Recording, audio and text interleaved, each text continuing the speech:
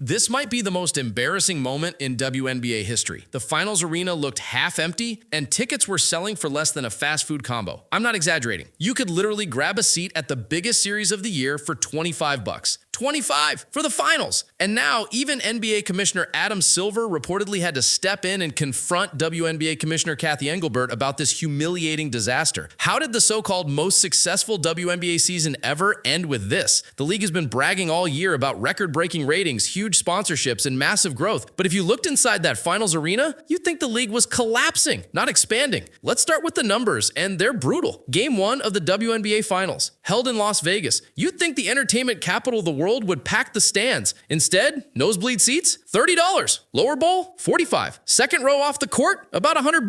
Courtside, just under $1,000. Half of what it cost last year. These aren't resale prices either. These are straight from Ticketmaster and SeatGeek, meaning the league couldn't even fill the seats at face value. It's almost poetic. When Caitlin Clark played, every seat in every arena was gone within hours. Resales hit the hundreds. Fans traveled across states just to see her play. But the moment she's not on the court, the energy evaporates. The hype dies. The stands are empty. And the WNBA is learning the hard way what happens when you try to silence your biggest star. See, this finals matchup, Las Vegas Aces versus Phoenix Mercury, should have been electric. The Aces are a dynasty. Aja Wilson is putting up historic numbers. Kelsey Plum is box office. And the Mercury, they clawed their way back after years of struggle. On paper, this should be fireworks. But in reality, the buzz is gone. Outside of hardcore fans, no one's watching. No one's talking. Because, let's be honest, this finals doesn't have what fans crave. Storylines, rivalries, drama. You don't have Caitlin Clark. You don't have Angel Reese. You don't have anything viral that draws in casuals. Just two teams playing solid basketball in front of echoing stands. The kind of silence you can hear through your TV speakers. And that's exactly why Adam Silver reportedly had to have a serious conversation with Engelbert. Because while she's been giving speeches about record growth, the reality is brutal. This finals is the worst optics the league could imagine. It's not just about attendance, it's about credibility. You can't tell the world you're booming when your championship crowd looks like a preseason scrimmage. But here's where it gets even more painful. Players have started to quietly admit it. The finals don't feel like the finals. That electric, all eyes on us atmosphere that Caitlin Clark brought early in the season is completely gone. And fans didn't just disappear randomly. They left because they were alienated. They saw Clark mocked, fouled hard, and disrespected by both opponents and the league's silence. When she got treated unfairly, her supporters noticed. And now, they've stopped showing up. Meanwhile, the WNBA's leadership is acting like everything's fine. Engelbert's out here talking about historic growth, while fans are joking that it costs less to see the finals than to bowl a few rounds at MGM. If that's growth, what does failure look like? The truth is simple. The WNBA built its entire 2024 success around Caitlin Clark and then refused to admit it. Instead of embracing her and the wave she brought, they tried to minimize her impact. They wanted to say the league grew because of collective effort, not one player, but fans know the truth. Clark wasn't just part of the story, she was the story.